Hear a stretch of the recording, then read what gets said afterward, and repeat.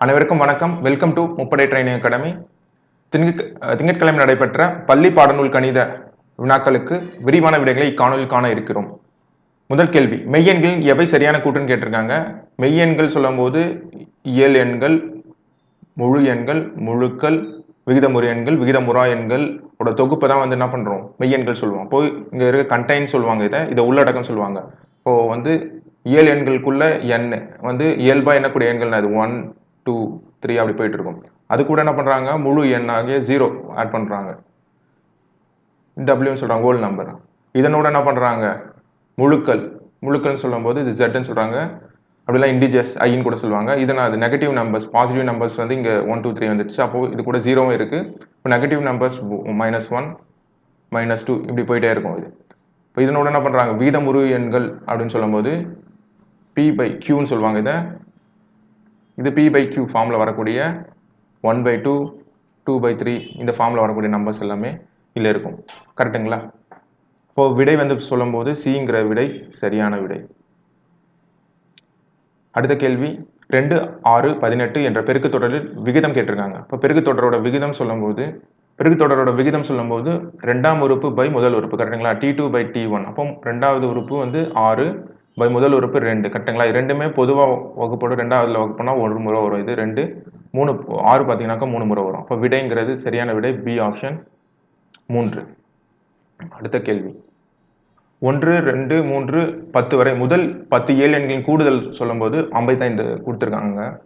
அப்போ முதல் இயல் எண்களின் கணங்களின் கூடுதல் நான் கேட்குறாங்க. அப்போ ரெண்டுத்துக்கும் முதல் இயல் எண்களின் கூடுதல் ஃபார்முலா n × n + 1/2. இப்போ முதல் இயல் எண்ணின் கணங்களின் கூடுதலுக்கான formula n × n + 1/2 whole square. ரெண்டுத்துக்கும் வித்தியாசம் ஒரே ஒன்று தான். இங்கே ஸ்கொயர் இருக்கு, இங்கே ஸ்கொயர் இல்லை. அப்போ 55 விடை இருக்கு. அப்போ 55 ஸ்கொயராக தான் இதற்கான விடை இருக்கும். அடுத்த கேள்வி, tn = 4 - 7n எனில் அவற்றின் பொது வித்தியாசம் கேட்டிருக்காங்க. இப்போ tn, அப்போ என்னோட வேல்யூஸ் 1 2 3ன்னு சொல்லிட்டு அப்படி சப்ஸ்டிட் பண்ணும்போது நமக்கு வேல்யூஸ் என்ன வருதுனாக்கா -3 -10 -17 சொல்லிட்டு என்ன பண்றாங்க, ஒரு சீக்வன்ஸா கிடைக்குது. இது என்ன பண்றாங்க, தொடர் வரிசையில் இருக்கு. பொது வித்தியாசம் சொல்லும் போது ரெண்டாவது உறுப்பு மைனஸ் முதல் உறுப்பு. கரெக்டுங்களா? இங்க இருக்கு. இப்போ ரெண்டாவது உறுப்பு -10 மைனஸ் இங்க என்ன இருக்கு, முதல் உறுப்பு -3 இருக்கு. அப்போ மைனஸ் இன்ட்டு மைனஸ் பிளஸ் ஆயிடும். -10 + 3 = -7. இப்போ பொது வித்தியாசம் -7. விடை பிங்கிறது சரியான விடை. அடுத்த கேள்வி, பின்வரும் முடிவுறா தொடரின் கூடுதல் காண்கன்னு கேட்குறாங்க.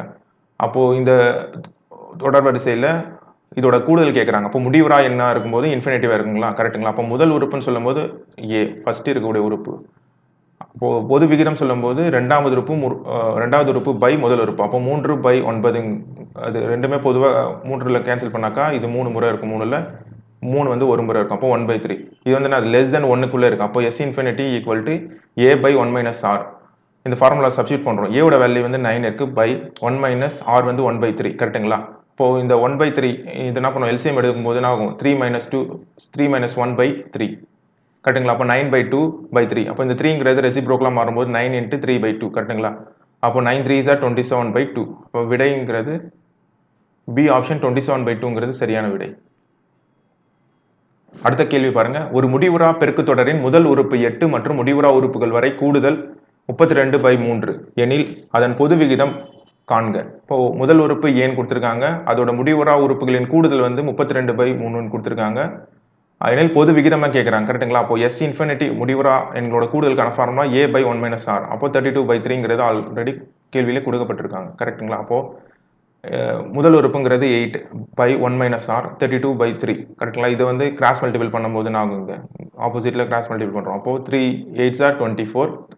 இப்போ 32 × 1 - r. கரெக்டுங்களா? இப்போ 32 இந்த சைடு வரும்போது மல்டிபிளிகேஷன் இருக்கு, இந்த ஆப்போசிட் வரும்போது டிவிஷனா மாறும். அப்போ 24/32.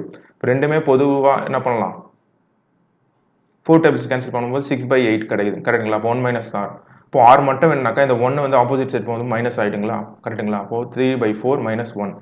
அப்போ இது எல்சிஎம் எடுக்கும்போது ஆகும், இங்கேயும் 4. அப்போ மல்டிபிள் நியூமரேட்டர் டினாமினேட்டர் ரெண்டுமே 4 ஆல் மல்டிபிள் பண்ணுவோமா? கரெக்டுங்களா? 4 ஆல் மல்டிபிள் பண்ணும்போது இப்போ 3 - 4/4. கரெக்டுங்களா? அப்போ 3லேருந்து -4 மைனஸ் பண்ணும்போது -1/4. கரெக்டா? அப்போ மைனஸ் ரெண்டுமே கெட் கேன்சல். கரெக்டா? அப்போ r = 1/4ங்கிறது சரியான விடை. பி விடை சரியான விடை. அடுத்த கேள்வி, an equal to 5n by n plus 2 என்ற தொடர் வரிசையில் a6இன் மதிப்பு என்கன்னு கேட்டிருக்காங்க. அப்போது இந்த n பதிலாக 6 வந்து சப்ஸ்டியூட் பண்ணுறோம். a6 ஈக்குவல் டு 5, n பதிலாக 6 பை 6 பிளஸ் 2 சப்ஸ்டியூட் பண்ணும்போது 5 6 ஆர் 30, 6 பிளஸ் 2 8 கட்டுங்களா. ரெண்டுமே காமனாக 2 டைம்ஸ் கேன்சல் பண்ணும்போது இது 4 டைம்ஸ் வருமா 8ல், 30ல் வந்து 15 டைம்ஸ் கரெக்டுங்களா. அப்போ விடை வந்து 15/4ங்கிறது சரியான விடை.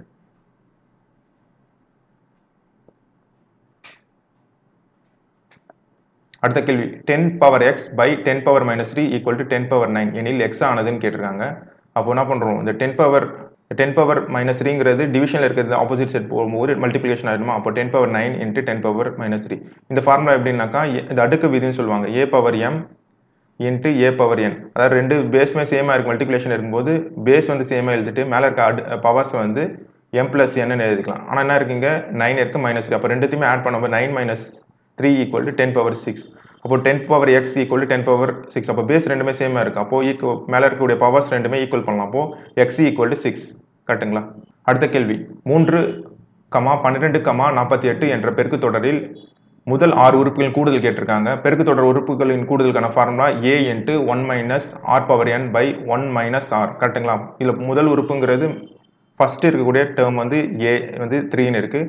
பெருக்கு விகிதம் சொல்லும்போது ரேஷியோ, அப்போது t2 பை t1. இப்போ t2ங்கிறது 12, முதல் உறுப்பு வந்து என்ன இருக்குது 3. அப்போ ரெண்டுமே 3 டைம்ஸ் கேன்சல் பண்ணால் இது 1 டைம் இருக்கும், 12ல் வந்து 4 டைம்ஸ் இருக்கும் கரெக்டுங்களா. அப்போ ஈக்குவல் டு 4, பொது விகிதம் 4 கிடையாது. அப்போ கூடுதல் சொல்லும்போது s infinity equal to a வந்து 3 இருக்குது பை 1 மைனஸ் r வந்து 4, nth டேர்ம் வந்து 6 இருக்குது. அப்போ பவர் 6 பை 1 மைனஸ் 4. இப்போ 3 இன்ட்டு 1, இப்போ 4 பவர் 6 வந்து 4096 பை 1 மைனஸ் 4 வந்து மைனஸ் 3 கரெக்டுங்களா. அப்போ 3 இன்ட்டு மைனஸ் ஆஃப் 1 மைனஸ் 496 வந்து மைனஸ் 4095 கிடைக்கும். அப்போ மைனஸ் 3. அப்போ இந்த 3யும் இந்த 3யும் கேன்சல் ஆகிடும். இந்த மைனஸும் கேன்சல் ஆகிடுச்சுனாக்கா 4095ங்கிறது ரிசல்ட். இப்போ ஆப்ஷன் ஏங்கிறது சரியான விடை. அடுத்த கேள்வி விகிதமுறு எண்களின் பெருக்கட் சமன் கேட்குறாங்க. ஏதாவது ஒரு விகிதமுறு எண், இப்போ 5/2 அப்படின்னு ஒரு விகிதமுறை எடுக்கும்போது இதை வந்து ஒரு விகிதமுறை எண்ணை வந்து எதனோட நம்ம பெருக்கும்போது இதே எண் அதே எண் எதால் பெருக்கிறோமோ இந்த ரிசல்ட்டே கிடைக்கும் நமக்குன்னு பார்க்கும்போது கண்டிப்பாக 1 மட்டும்தான் கரெக்டுங்களா. அப்போது 1ங்கிறது விகிதமுறை எண்களின் பெருக்கட் சமணி கரெக்டுங்களா. அதே மாதிரி விகிதமுறை எண்கள் கூட்டல் சமன் சொல்லும்போது இந்த விகிதமுறை எண் 5/2ன்ற விகிதமுறை எண்ணை எந்த நம்பரோட கூட்டும் போது நமக்கு இதே சேம் ரிசல்ட் அதை சமன்படுத்தும் அப்படின்னுவாங்க. 5/2வே கிடைக்கும் பார்க்குறீங்கன்னாக்கா 0 மட்டும்தான் கரெக்டுங்களா. அப்போ 0ங்கிறது விகிதமுறை எண்களின் கூட்டல் சமணியாக இருக்கும்.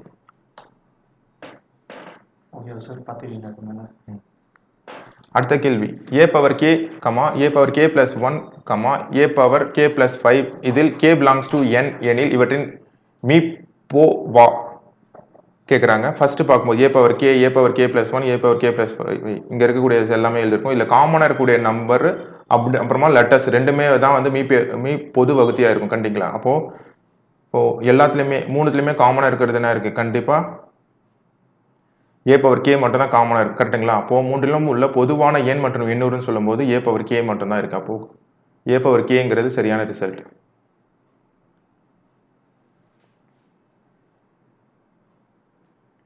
அடுத்த கேள்வி 12 பாருங்க.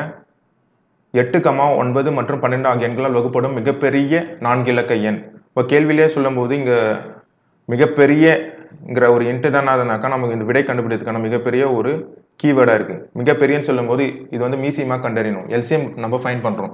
இப்போ 8, 9, 12 இவற்றோட எல்சியமாக பார்க்கும்போது மீசியமாக பார்க்கும்போது 72ங்கிறது நம்ம கண்டுபிடிச்சிட்டோம். அப்புறமா 72ஆல் வகுப்படக்கூடிய இந்த 4 நம்பரில் ஏதாவது ஒரு நம்பராக தான் கண்டிப்பாக நமக்கு வகுப்படக்கூடிய மிகப்பெரிய 4 இலக்க எண் கிடைக்கும் கரெக்டுங்களா. அப்போது 72ன்னு சொல்லும்போது 9936 இது மட்டும் தான் பார்த்தீங்கன்னாக்கா 72ல் முழுமையாக வகுப்படும் போது மீதி இன்றி வகுப்படுது கரெக்டுங்களா. அப்போது 9936ங்கிறது சரியான விடை. அடுத்த கேள்வி கவனிங்க. 24 divide 8 minus 3 into 2 இன் மதிப்பு கேளுங்க. இந்த மாதிரி வந்து பிராக்கெட்டில் கொடுக்கும்போது இந்த மாதிரி சால்வ் பண்ணும்போது கொஷின்ஸ் வந்து போடமஸ் ரூல் யூஸ் பண்ணுவோம். BODMAS கரெக்டுங்களா. ஃபர்ஸ்ட் பிராக்கெட் சால்வ் பண்ணுறோம். 3 2s are 6, அப்புறமா 8 மைனஸ் 6ங்கிறது 2, அப்புறமா 24 டிவைட் 2ங்கிறது 24ல் 2 வந்து 12 டைம்ஸ் இருக்கும், 2ல் 1 டைம்ஸ் இருக்கும். அப்போ ரிசல்ட் வந்து 12. இப்போ பிங்கிறது சரியான விடை. அடுத்த கேள்வி 14 பாருங்க. Square root of 22 plus square root of 7 plus square root of 4 equal to what என்னன்னு கேட்டிருக்காங்க. ஃபர்ஸ்ட் ஸ்கொயர் ரூட் ஆஃப் 24 லாஸ்ட்லேருந்து நம்ம சால்வ் பண்ணிட்டு போவோம். ஸ்கொயர் ரூட் ஆஃப் 24ங்கிறது 2 கரெக்டுங்களா. அப்புறமா 2 plus square root of 7 plus 2ங்கிறது 9. அப்போ 9 ஸ்கொயர் ரூட் ஆஃப் 9 வந்து 3. அப்போ ஸ்கொயர் ரூட் ஆஃப் 22 பிளஸ் 3ங்கிறது ஸ்கொயர் ரூட் ஆஃப் 25. இப்போ ரிசல்ட் என்ன இருக்கு? ஏன்ற ரிசல்ட் சரியா இருக்கு.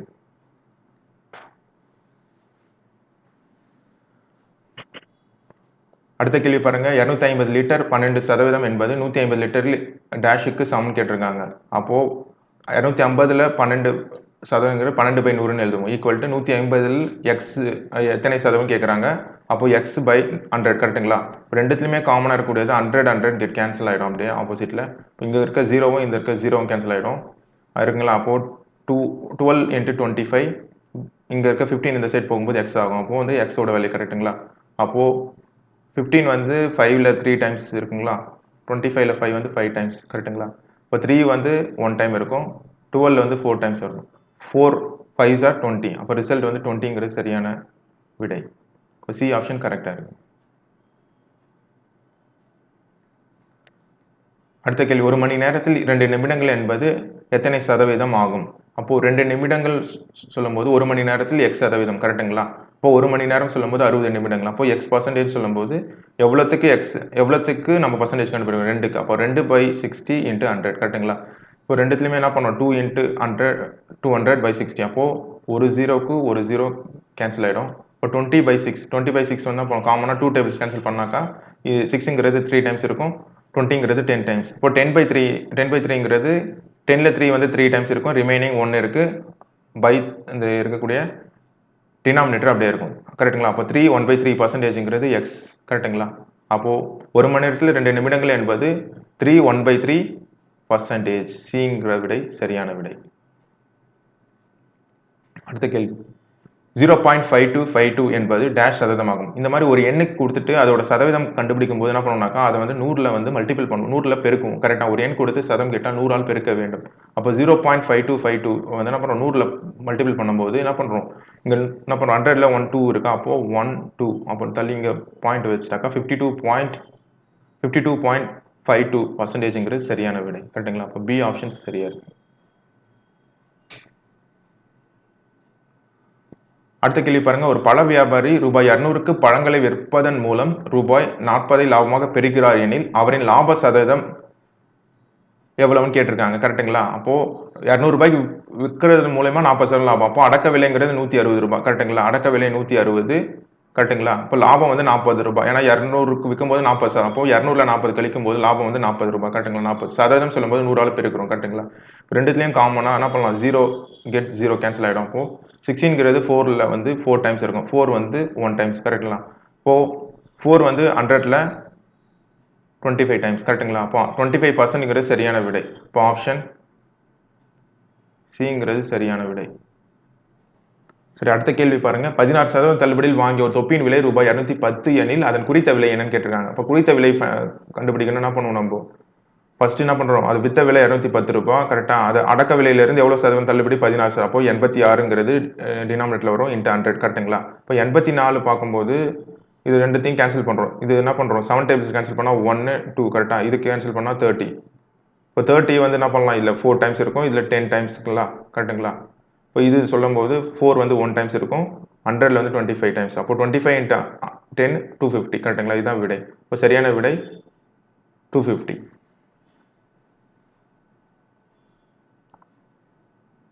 அடுத்த கேள்வி 2 தொடர் தள்ளுபடிகள் 20% மற்றும் 25% ஆகியவற்றுக்கான சமமான தள்ளுபடி சதவீதம் கேட்டிருக்காங்க. இது இங்கே இருக்கக்கூடிய மெத்தட் வந்து கன்வென்ஷனல் மெத்தட். ஏன்னா என்ன பண்ணுறோம் புக்கு மெத்தடில் நம்ம சால்வ் பண்ணுறோம். இது வந்து ஈஸியாக ஷார்ட்கட்டில் சால்வ் பண்ணுறோம்னாக்கா ஃபஸ்ட்டு ஒரு பொருளோட விலை வந்து என்ன பண்ணுறோம் ஏதோ ஒரு பொருள் வாங்குறோம், அது 100 ரூபாய்க்கு வாங்குறோம், நம்ம என்ன பண்ணுறோம் நம்மளே வந்து எடுத்துக்கிறோம் 100 ரூபாய். அப்போ ஃபஸ்ட்டு வந்து 20% தள்ளுபடி 100 ரூபாயில் 20%ங்கிறது 20/100 கரெக்டுங்களா. அப்போது 100 கேன்சல் ஆயிடுச்சுனாக்கா 20% தள்ளுபடி ஆயிடுது. அப்போ ஃபர்ஸ்ட் டைம் வந்து தள்ளுபடி 20%. அப்போ 100 ரூபாயில 20 ரூபாய் போயிடுச்சுனாக்கா 80 ரூபாங்களா? இப்போ 80 ரூபாய்க்கு என்ன பண்றாங்க? 25% தள்ளுபடி. அப்போ 25/100. இப்போ ரெண்டுமே என்ன ஆகும்? 25 வந்து 1 டைம்ஸ் இருக்கும். இது 4 டைம்ஸுங்களா? அடுத்தது 4 வந்து 80ல 20 டைம்ஸ் கரெக்ட்டுங்களா? அப்போ 20 rupees இது ஒரு 20 rupees கரெக்ட்டுங்களா? 20 100ல கேன்சல் பண்ணாக்கா 60 rupees கரெக்ட்டுங்களா? 60. அப்போ என்ன பண்றாங்க? 60 rupees தான் வந்து வித்திருக்காங்க கரெக்ட்டுங்களா? அப்போ ரிமைனிங் வந்து 40% வந்து தள்ளுபடி கொடுத்துருக்காங்க கரெக்ட்டுங்களா? அப்போ 40%ங்கிறது சரியான ரிசல்ட். அடுத்த கேள்வி, ஒரு அசலின் மீதான 2 மாதங்களுக்கு ஒரு முறை கணக்கிடப்பட்டால் ஓராண்டு டேஷ் மாற்றுக்காலம் சொல்றாங்க. ஒரு அசல் மீதான மாற்றுக்காலம் என்பது வட்டியோட அசல் சேரக்கூடிய கால அளவு தான் மாற்றுக்காலம் சொல்லுவாங்க. ஒரு வருஷத்துக்குன்னு சொல்லும்போது 12 மாதங்கள் தான் கரெக்ட்டுங்களா? 12. அப்போ 2 மாசத்துக்கு ஒரு முறை வட்டி கணக்கிடப்பட்டா 2ஆல வகுக்கிறோம் கரெக்ட்டுங்களா? அப்போ ஆன்சர் வந்து 6. இப்போ ஆப்ஷன் சி 6ங்கிறது கரெக்டான விடை. அடுத்த கேள்வி, 2% ஆண்டு வட்டியில் 2 ஆண்டுகளுக்கு ஒரு அசலுடன் கிடைக்கும் கூட்டு வட்டிக்கும் தனி வட்டிக்கும் இடையேயான வித்தியாசம் ரூபாய் 1 எனில் அசலானது டேஷ் ஆகும் கேட்டிருக்காங்க. இப்போ தனி வட்டி கூட்டு வட்டிக்கான வித்தியாசம் 1, கணக்கிடும் காலம் வந்து 2 ஆண்டுகள் கரெக்டுங்களா? அடுத்து வட்டி வீதம் ஆண்டுக்கு வந்து 2%. சூத்திரப்படி டிஃபரன்ஸ் ஈக்குவல் டு என்ன சொல்லுவோம் நம்ம? தனி வட்டி கூட்டு வட்டிக்கு டிஃபரன்ஸ் சொல்லும்போது டிஃபரன்ஸ் சொல்லியிருப்பாங்க கரெக்டுங்களா? P × R/100 பவர் n கரெக்டா? டிஃபரன்ஸ் சொல்லும்போது என்ன அது? Difference equal to P × Rங்கிறது 2/100. அப்போ டிஃபரன்ஸ் வந்து என்ன இருக்குங்க? பிரின்சிபல் அமௌண்ட் மட்டும் வேணும்னாக்கா இங்க இருக்கிறது வந்து ஆப்போசிட் சைட் போகும்போது ரெசிப்ரோக்கலா மாறிடும் கரெக்டுங்களா? 100/2ன்னு வரும் 5² கரெக்டுங்களா? அப்போ டிஃபரன்ஸ் வந்து 1 இருக்கு. அப்போ 100 வந்து என்ன 100/2ங்கிறது 2ல 1 டைம் இருக்கும். இதுல 100ல 50 டைம்ஸ். அப்போ 50² = 1 × 50². இப்போ 50² பண்ணும்போது 2500 கரெக்டுங்களா? இப்போ விடை வந்து 2500 கரெக்ட். அப்போ டி ஆப்ஷன் கரெக்டா இருக்குங்க.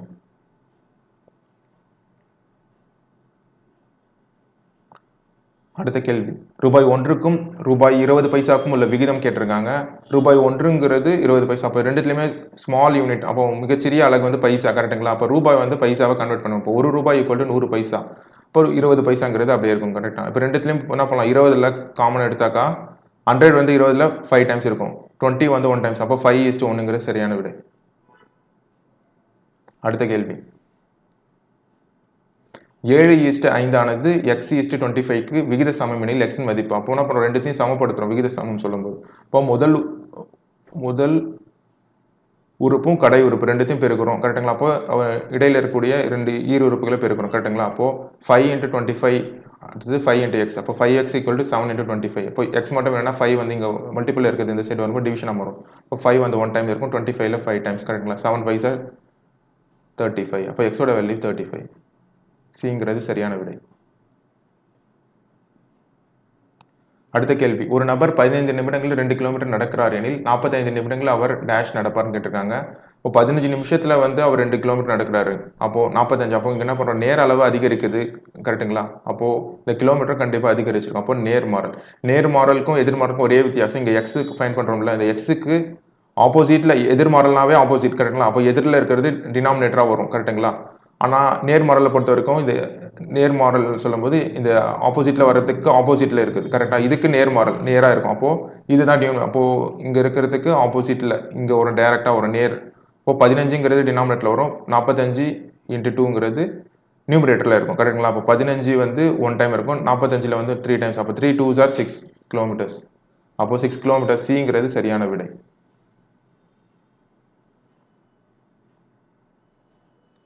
அடுத்து பாருங்க, மணி 5 கிலோகிராம் உருளைக்கிழங்கை ரூபாய் 75க்கு வாங்குகிறார் எனில் அவர் ரூபாய் 105க்கு டேஷ் கிலோகிராம் உருளைக்கிழங்கு வாங்கியிருப்பாருங்கிறாங்க. அப்போ 5 கிலோகிராம் வந்து 75 ரூபாய்க்கு வாங்கியிருக்காரு கரெக்டுங்களா?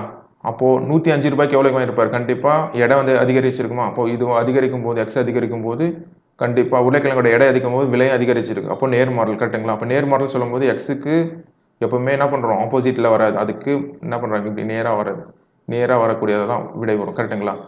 இதுதான் வந்து டினாமினேட்டராக வரும் கரெக்டுங்களா? அப்போ டினாமினேட்டர் சொல்லும்போது கீழே வரும் கரெக்டா? அப்போ 75 ஓ 5 × 105 கரெக்டுங்களா? அப்போ 5ல் வந்து பார்க்கும்போது இது 75ல் 3 முறை 25 இருக்கும். சரி, 75 பார்க்கும்போது 5ல் வந்து 1 டைமு இது 5 15 டைம்ஸ். அப்போது இதில் பார்க்கும்போது 2 டைம்ஸ் 1 21 கரெக்டுங்களா? இப்போ 5 வந்து 3 டைம்ஸ் வரும், இதில் 1 டைம்ஸ் கரெக்டுங்களா? இப்போது 3 வந்து 1 டைம், இது கேன்சல் ஆகிடும், இது 7 டைம்ஸ். அப்போது 7 கிலோகிராம்ங்கிறது கரெக்டான விடை. இப்போது மணி வந்து 105 ரூபாய்க்கு வந்து 7 கிலோகிராம் உருளைக்கிழங்கு வாங்கியிருக்காரு.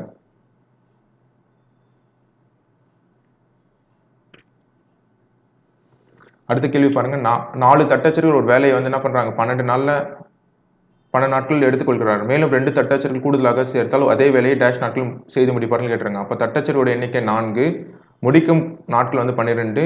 அப்போ தட்டச்சர் எண்ணிக்கை வந்து 2 கூடுதலாக சேர்க்கும்போது 6 ஆகுது. அப்போ முடிக்கும் நாட்கள் எண்ணிக்கை என்னன்னு கேட்குறாங்க. அப்போ தட்டச்சர் எண்ணிக்கை வந்து அதிகரிக்கும் போது முடிக்கும் நாட்கள் எண்ணிக்கை கண்டிப்பாக கம்மியாகும் கரெக்டுங்களா? அப்போ எதிர்மாறலாவே இந்த எக்ஸுக்கு ஆப்போசிட்ல என்ன இருக்கோ அதுதான் டினாமினேட்டராக வரும், அதாவது பகுதியாக வரும் கரெக்டுங்களா?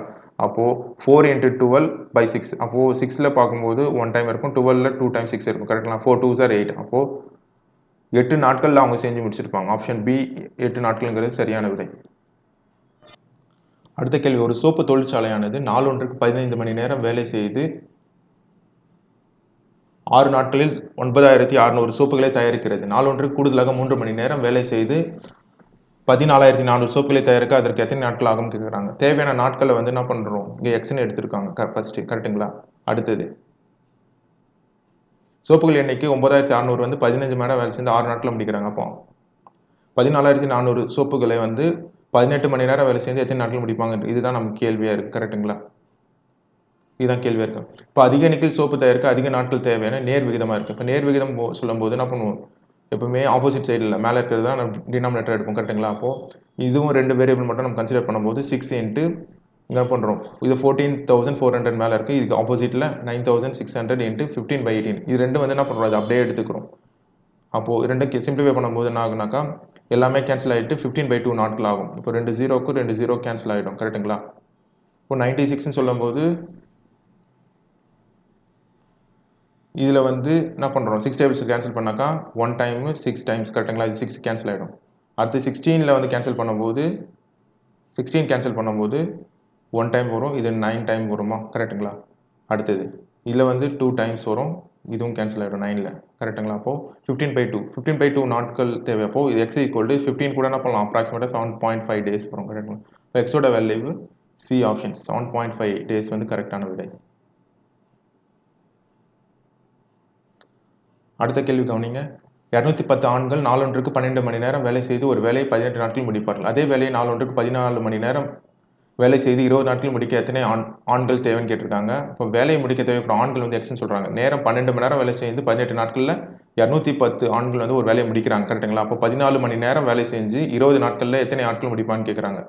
அப்போது கண்டிப்பாக ஆட்கள் அதிகரிக்குது, அதே மாதிரி ஆட்கள் அதிகம்போது ஆண்களோட எண்ணிக்கையும் குறையும் கரெக்டுங்களா? அப்போ எதிர்விகிதம். அப்போ எதிர்விகிதம் சொல்லும்போது என்ன ஆகும், இது எக்ஸுக்கு ஆப்போசிட்டில் இருக்கிற இந்த வேரியபிள் கீழே டினாமினேட்டரில் வரும் கரெக்டுங்களா?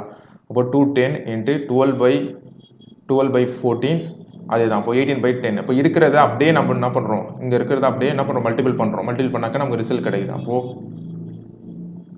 கரெக்டுங்களா?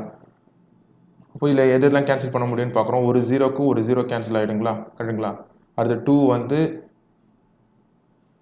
12ல் 6 டைம்ஸ், அப்புறம் 4 வந்து 14ல் 2 டைம்ஸ் 7 இருக்கும், 21ல் 7 வந்து 3 டைம்ஸ் கரெக்டுங்களா? அப்போது இந்த 2வும் இந்த 2வும் இந்த 6 கேன்சல் பண்ணால் கூட 3 டைம்ஸ் கரெக்டுங்களா?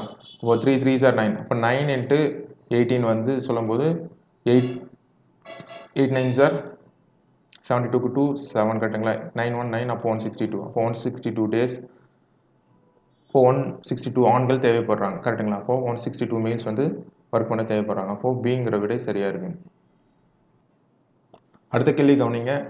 3, 6, 9, 12 என்ன அமைப்பின் பொது வடிவம் என்னன்னு கேட்டிருக்காங்க கரெக்டுங்களா? இப்போ பொதுவாக சொல்லும்போது இது எல்லாத்துலேருந்து 3 வந்து காமனாக எடுத்தாக்கா என்ன பண்ணலாம், 1 2 3 போயிட்டே இருக்கும் கரெக்டுங்களா? இப்போ 3ங்கிறது பொதுவாக இருக்குது, அது கூட என்ன பண்ணுறோம், n என்ற ஒரு வேரியபிள் சேர்க்கணும் 3n. இப்போ என்னோட வேல்யூ 1 2 3 போடும்போது இதே தொடர் வரிசை கிடைச்சிடும். 4 3 6 9 12. அப்போ சிங்கிறது சரியான விடை. அடுத்த கேள்வி கவனிங்க. 3y - 3/y divide by 7y minus 7 by 3y square. அப்போது வகுத்தல்ங்கிறது பெருக்கலோட தலைகிழி கரெக்டுங்களா? அப்போ பெருக்கலாக மாறும்போது இது ரெசிப்ரோக்கலாக மாறும், இது தலைகீழாக மாறும். அப்போ 3y square by 7y minus y. இப்போ இதில் வந்து பொதுவாக பார்க்கும்போது 3 இருக்குது. அப்போ 3 into Y minus 1 into 3y கரெக்டாக. இந்த ஒய்யும் இந்த ஒய் ஸ்கொயரும் கேன்சல், அப்போ 3y கரெக்டாக. அப்போ இதில் ரெண்டுல காமனாக இருக்குது 7 இருக்குது. அப்போ 7 காமனாக எடுத்துட்டாக்கா y மைனஸ் 1, அப்போ y minus 1 y minus cancel ஆகிடும். அப்போ 3 இன்ட்டு 3 9y கரெக்டாக. 7 வந்து 7, அப்போது 9y பை 7ங்கிறது சரியான விடை. அடுத்த கேள்வி, ஒரு நேர்கோணத்தின் அளவானது ஒரு ஸ்ட்ரெயிட் லைனில் வந்து ஃபார்ம் ஆகக்கூடிய ஆங்கிள்ஸ் வந்து கண்டிப்பாக 180 டிகிரி கரெக்டுங்களா? அப்போது விடை சிங்கிறது சரியான விடை. அடுத்த கேள்வி கவனிங்க. ஒரு நேர்கோணமானது இரு சம பகுதிகளாக பிரிக்கப்படும் போது நமக்கு கிடைப்பது இரு செங்கோணங்கள். ஒரு நேர்கோணம் வந்து இருக்குது, நேர்கோணங்கள் ஸ்ட்ரைட்டாக இருக்குது. அப்போனா இரு சமமாக பிரிக்கும் போது கண்டிப்பாக இந்த ஆங்கிளும் கண்டிப்பாக செங்கோணங்களாக தான் இருக்கும் கரெக்டுங்களா? அடுத்த கேள்வி, ஒரு புள்ளியில் அமையும் அனைத்து கோணங்கள் கூடுதல். ஒரு புள்ளியிலிருந்து வந்து ஃபார்ம் ஆகக்கூடிய ஆங்கிள்ஸ் எல்லாமே நம்ம சுற்றி வரும்போது 360 டிகிரி தான் வரும் கரெக்டுங்களா? அப்போ ஏங்கிறது 360 சரியான விடை. அடுத்த கேள்வி கவனிங்க. இந்த டயக்ராம்ல இருந்து ஆங்கிள் பிஓசியின் மதிப்பு என்னன்னு கேட்குறாங்க கரெக்டுங்களா? அப்போது இது என்ன பண்ணுறோம், 3 ஆங்கிளை ஃபார்ம் பண்ணுறது. ஒன்று வந்து என்ன சொல்கிறோம் நம்ம, சிஓடிங்கிற இந்த ஆங்கிள், அடுத்தது பிஓசிங்கிற இந்த ஆங்கிள் கரெக்டுங்களா? அடுத்தது பிஓஏங்கிற இந்த ஆங்கிள். அப்போ 2 ஆங்கிள் கொடுக்குறாங்க, சிஓடியும் பிஓஏவும் கேட்குறாங்களா? அப்போது 65 35 ஆட் பண்ணுறோம். அப்போ ஆங்கிள் பிஓசி தான் ஃபைன் பண்ணுறோம் கரெக்டுங்களா, கண்டுபிடிக்கிறோம். இப்போ 65 35 ஆட் பண்ணும்போது 100 கிடைக்குது. அப்போ ஆங்கிள் பிஓசி ப்ளஸ் 100 டிகிரி. இப்போ அந்த 100 டிகிரிங்கிறது இந்த ஆப்போசிட் சைட் போகும்போது என்ன ஆகும், 180 மைனஸ் 100 டிகிரி கரெக்டுங்களா? அப்போ 180ல் 100 மைனஸ் பண்ணும்போது 80 டிகிரி. அப்போ angle POC equal to 80 degree. அடுத்த கேள்வி பாருங்க, படத்தில் எக்ஸின் மதிப்புன்னு கேட்குறாங்க. அப்போது இங்கே இருக்குது. அப்போ இந்த 2 வேல்யூ மட்டும் தான் நமக்கு கொடுத்துருக்காங்க, மீதி எதுவுமே ஆங்கிள் நமக்கு தெரியாது. அப்போ என்ன பண்ணுறோம், இதுக்கான பேர் வந்து ஒன்றுவிட்ட கோணம்னு சொல்லுவாங்க. இந்த மாதிரி இருக்கும்போது இரு கோடுகள் வந்து ஒரு குறுக்கு வெட்டி வெட்டும்போது இந்த 2 இடத்துல ஃபார்ம் ஆகக்கூடிய ஆங்கிள்ஸ் வந்து ஒன்றுவிட்ட கோணம் சொல்லுவாங்க. அப்போ ஒன்றுவிட்ட கோணங்கள் கூடுதல் வந்து 180 டிகிரி கரெக்டுங்களா? அப்போது 3x minus 17 plus 65 equal to 180 degree. அப்போ இந்த 17 வந்து 65ல மைனஸ் பண்ணும்போது 48. அப்போ 3x plus 48 equal to 180 degree. அப்போ 3x இந்த 48ங்கிறது ஆப்போசிட் சைட் போகும்போது மைனஸ் ஆகும் கரெக்டுங்களா? அப்போ 180ல் மைனஸ் 48னா 132x. அப்போது இந்த 3 வந்து இந்த சைட் போகும்போது டிவைட் ஆகும். அப்போது 3 வந்து 3ல் 1 டைம்ஸ் இருக்கும், 132ல் 2, 13ல் 4 டைம்ஸ் 1. அப்போது அகெயின் 12ல் வந்து 4 டைம்ஸ் கரெக்டுங்களா? அப்போ 40 எக்ஸோட வேல்யூ 44ங்கிறது கரெக்டான விடை. பி வந்து 44 டிகிரி. அடுத்த கேள்வி, முக்கோணத்தின் வெளிக்கோணம் எந்த இரு கோணங்கள் கூடுதலுக்கு சமம் கேட்டிருக்காங்க. இது ரொம்ப எளிமையான கொஷின் தான். முக்கோணங்கிறது இப்படி இருக்குங்கன்னு வச்சுங்களேன். முக்கோணத்தின் வெளிக்கோணம் இங்கே வெளியே இருக்குல்ல, வெளியே ஃபார்ம் இருக்குல்ல, இந்த வெளியே இருக்க கோணம் வந்து பார்க்கும்போது உள்ள இருக்க எதிர்கோணங்கள் சொல்லுவாங்க. இந்த கோணமும் இந்த கோணம், இது 2 கோணத்தையும் கூட்டும் போது இந்த 2 கோணங்கள் கூடுதல் தான் வெளிக்கோணத்திற்கு சமமாக இருக்கும். இப்போ முக்கோணத்தின் வெளிக்கோணம் எந்த இரு கோணங்கள், இப்போ உள்ளெதிர்கோணங்கள், முக்கோணத்தின் 2 உள்ளெதிர்கோணங்களோட கூடுதல் தான் வெளிக்கோணத்திற்கு சமமாக இருக்கும். ஆப்ஷன் பிங்கிறது சரியான விடை. அடுத்த கேள்வி கவனிங்க. முக்கோணத்தின் கோணங்கள் 3x minus 40 degree, x plus 20 degree மற்றும் 2x மைனஸ் 10 டிகிரி எனில் எக்ஸின் மதிப்பு கேட்குறாங்க. முக்கோணத்தின் 3 கோணங்கள் கூடுதல் 110, முக்கோணத்தின் 3 கோணங்கள் கூடுதல் 180ங்கிறது நம்ம ஆல்ரெடி தெரியும் நமக்கு, இது ஒரு பண்பு கரெக்டுங்களா? அப்போது 3x மைனஸ் 40, இப்போ 3 கோணங்களையும் கூட்டுறாங்க. 3x minus 40 plus x plus 20 plus 2x minus 10 equal to 180 degree கரெக்டுங்களா? இப்போ x மட்டும் எல்லாமே இருக்கக்கூடிய வேரியபிள் ஆட் பண்ணும்போது என்ன ஆகும், 3x x. அப்போ 3x கூட x ஆட் பண்ணால் 4x 6x கரெக்டுங்களா? இப்போ 40 மைனஸ் 10, அப்போ ஒரு மைனஸ் 15ங்களா? மைனஸ் 50லேருந்து ப்ளஸ் 20 ஆட் பண்ணும்போது மைனஸ் 30 டிகிரி வரும் கரெக்டுங்களா? இப்போ இந்த 30 டிகிரி மட்டும் நம்ம ஆப்போசிட் செய்யும்போது மைனஸில் இருக்கிறதுனால இங்கே ப்ளஸ் ஆகிடும் கரெக்டுங்களா? 6x ஈக்குவல் டு 180 ப்ளஸ் 30 வந்து 210 கரெக்டுங்களா? 210 டிகிரி கரெக்டுங்களா? இப்போ 6x மட்டும் வேணும்னா இந்த 6ங்கிறது டிவைட் ஆகுங்களா? இப்போ 210/6. இப்போ 6ல் டிவைட் பண்ணும்போது 3 டைம்ஸ் கேன்சல் பண்ணாக்கா 2 டைம்ஸ் வருமா 3. இப்போ 210 சொல்லும்போது 70. இப்போ 70/2ங்கிறது 35 டிகிரி கரெக்டுங்களா? அப்போ ஆன்சர் வந்து பிங்கிற ஆன்சர் வந்து சரியான விடை. 41. வட்ட நாற்கரத்தின் ஒரு கோண அளவு 75 டிகிரி எனில் எதிர்கோணத்தின் அளவு. வட்ட நாற்கரத்தின் எதிர்கோணங்கள் கூடுதல் 180 டிகிரிங்கிறது நமக்கு தெரியும், இது ஒரு பண்பு கரெக்டுங்களா? அப்போது ஒரு கோண அளவு 75, அப்போது எதிர்கோண அளவு என்னன்னு தெரியாது, அது எக்ஸ்ன்னு எடுத்துக்கிறோம், ஈக்குவல் டு 180 டிகிரி. எக்ஸ் மட்டும் என்னன்னாக்கா இந்த 75 டிகிரிங்கிறது ஆப்போசிட் செட் மைனஸ் 75 கரெக்டுங்களா? 180ல் 75 நம்ம கழிக்கும் போது என்ன வரும் 105 டிகிரியா. அப்போது எதிர்கோணத்தோட அளவு 105 டிகிரியாக இருக்கும். அப்போ பிங்கிற விடை சரியான விடை. அடுத்த கேள்வி கவனிங்க. இப்போ ட்ரையாங்கிள் ஜியூடின்னு கொடுத்துருக்காங்க இங்கே, கரெக்டுங்களா? ஜியூடி ஆனது ஒரு இரு சமபக்க முக்கோணம். இப்போ இது ரெண்டுமே இரு சமபக்கம். இந்த ரெண்டு கோடு போட்டிருக்காங்கன்னா ரெண்டு அளவும் கரெக்டாக சமமாக இருக்கும். எனில் டியூஜினாக்கா இந்த கோண அளவு யூங்கிற இந்த கோண அளவு தான் நமக்கு என்னன்னு கேட்குறாங்க, கரெக்டுங்களா? அப்போது யூஜிடிங்கிறது என்ன சொல்கிறாங்க இங்கே ஆல்ரெடி படத்தில் என்ன சொல்கிறாங்க, யூஜிடிங்கிறது என்ன பண்ண இப்படி போட்டாக்கா 90 ரைட் ஆங்கிள் ட்ரையாங்கிள், கரெக்டுங்களா? ரைட் ஆங்கிள் கரெக்டாக, அப்போ 90 டிகிரி. இப்போ யூஜிடி ப்ளஸ் ஜிடியூ அப்புறமா டியூஜி கரெக்டாக, மூணோட கூடுதல், முக்கோணத்து 3 கோணங்களின் கூடுதல் 180 டிகிரி. இது ஒரு பண்பு நம்ம ஆல்ரெடி பார்த்துருக்கோம், கரெக்டுங்களா? அப்போது யூஜிடி 90 டிகிரி இருக்குது. ரெண்டுமே இரு சமபக்கம் முக்கோணம்லாம் ரெண்டு கோண அளவும் கண்டிப்பாக சமமாக தான் இருக்கும். அப்போது 2TUGன்னு எடுத்துக்கலாம், ஈக்குவல் டு 180 டிகிரி. அப்போ இந்த 90 டிகிரி ஆப்போசிட் சைட் போகும்போது 180 மைனஸ் 90 வந்து 90 டிகிரி, கரெக்டுங்களா? 2 ஆங்கிள் ஆஃப் டியூஜின்னு சொல்லும்போது என்ன ஆகும், ஈக்குவல் டு 90 டிகிரி. அப்போது ஆங்கிள் டியூஜின்னு சொல்லும்போது 2ங்கிறது இந்த பக்கம் டிவைட் ஆகுமா, அப்போ 2ங்கிறது 1 டைம் வரும். 90ல் வந்து பார்க்கும்போது 45, கரெக்டுங்களா? அப்போ விடை 45ங்கிறது கரெக்டான விடை, ஆப்ஷன் சி. அடுத்த கேள்வி 43 கவனிங்க. ஒரு செங்கோண முக்கோணத்தின் பக்கங்கள் விகிதம் 5:12:13 மற்றும் அதன் சுற்றளவு 120 அலகுகள் எனில் அதன் பக்க அளவுகள் என்னன்னு கேட்குறாங்க. அப்போ செங்கோண முக்கோணத்தின் பக்கங்கள் விகிதம் கொடுத்துருக்காங்க.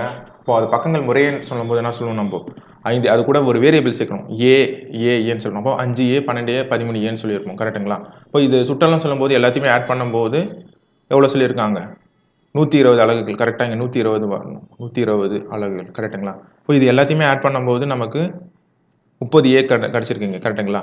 அப்போ 30A ஈக்குவல் டு 120. அப்போ ஏ மட்டும் வேணுனாக்கா இதை என்ன பண்ணுறோம், மல்டிபிள் இருக்கிறது ஆப்போசிட் டிவிஷன் ஆகும். இப்போ ஒரு 0க்கு ஒரு 0 3 டேபிள்ஸில் 1 டைம், 12ல் 4 டைம்ஸ், அப்போ 4 அலகுகள், கரெக்டுங்களா? இப்போ அதன் பக்கம் ஒரு 5Aன்னு சொல்லும்போது 5 × 4 20 அலகுகள் ஃபர்ஸ்ட் பக்கம். அடுத்து 12Aன்னு சொல்லும்போது 12 × 4 48 அலகுகள் செகண்ட். அடுத்து 30A சொல்லும்போது 30 × 4 அப்போ 52 அலகுகள். அப்போ என்ன ஆன்சர்னாக்கா 20 48 52. ஆன்சர் ரிசல்ட் ஆப்ஷன் பிங்கிறது கரெக்டான விடை.